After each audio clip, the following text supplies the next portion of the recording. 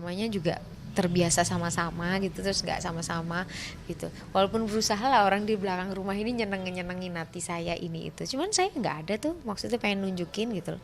Terus kalau saya nunjukin itu memang bakal terjadi apa gitu, apa orang bisa menolong saya gitu loh. Saya nggak mungkin nggak punya perasaan kehilangan gitu ya, kan nggak mungkin juga, saya manusia biasa gitu.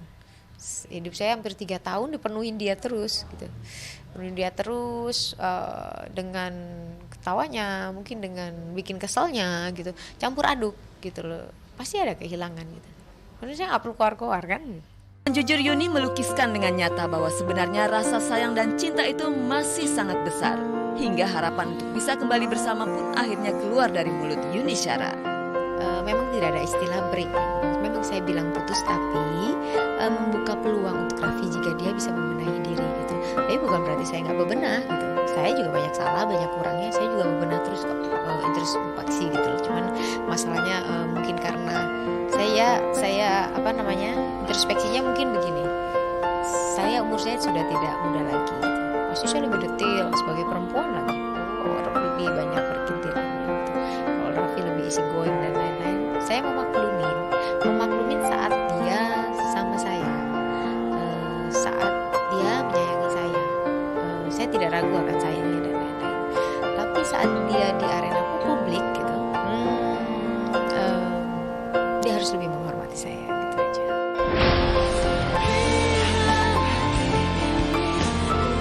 Raffi Ahmad berubah lebih dewasa dan tidak terus membuat dirinya menjadi bulan-bulanan ledekan ataupun bahan candaan di acara Raffi yakni Dahsyat. Inilah tuntutan Yuni kepada Raffi sebelum mengambil keputusan untuk berpisah. Mungkinkah di rentang sebulan ini Raffi Ahmad sudah menunjukkan perubahan ke arah tersebut?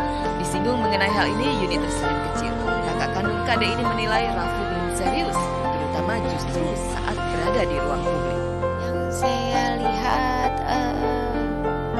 sering mengeluh di depan televisi, masih menjadi bahan topik. Saya nggak tahu itu bercandaan, lucu atau apa bagian itu, tapi dia juga involved di situ. Dia juga dia juga melakukan interaksi di situ gitu loh. Dia memang sering menyinggung, jadi bulan-bulanan dia jawab gitu. Kan kalau misalnya orang ngomong sendiri nggak ada tanggapan kan juga tidak akan terjadi apa-apa, karena ada tanggapan satu sama lain itu menjadi ditangkap.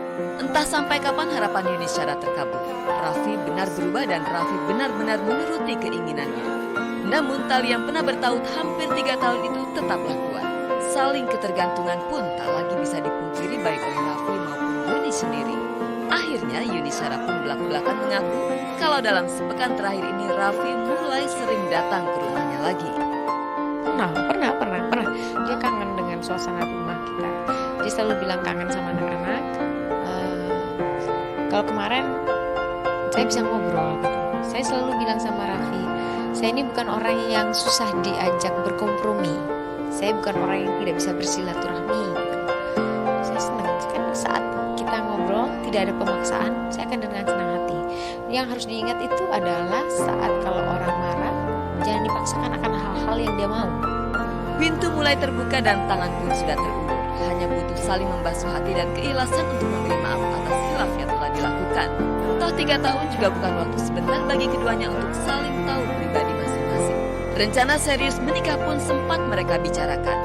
Namun anehnya Yuni Syara sendiri justru membuat pengakuan mengejutkan. Wanita yang berbeda usia 15 tahun dengan Raffi Ahmad ini mengaku kalaupun sampai kembali dengan Raffi, menikah bukanlah impiannya. Bahkan Yuni juga belak-belakan mengaku selama rentang 3 tahun ini, dialah yang belum mau bicara serius soal pernikahan. Dia tahu saya tidak terlalu pengen menikah sebetulnya. Dia tahu betul itu dari awal gitu. Sementara orang luar berpikir kan saya yang kepengen ngajakin begitu. Enggak begitu sebenarnya. Itu karena dasar pertimbangan kegagalan saya, terus pemikiran saya yang harus berulang-ulang gitu. Karena saya ini bukan saya bilang saya kuat sekali, tidak gitu, tapi lumayan lah kuat. Jadi paling tidak kalau menjadi sosok yang di samping saya agak harus ngimbangin gitu, harus ngimbangin itu. Karena suatu saat mungkin saya kelelahan, saya butuh sandaran. Bukan disandarin terus. Disandarin terus saya habis, saya kasihan anak saya.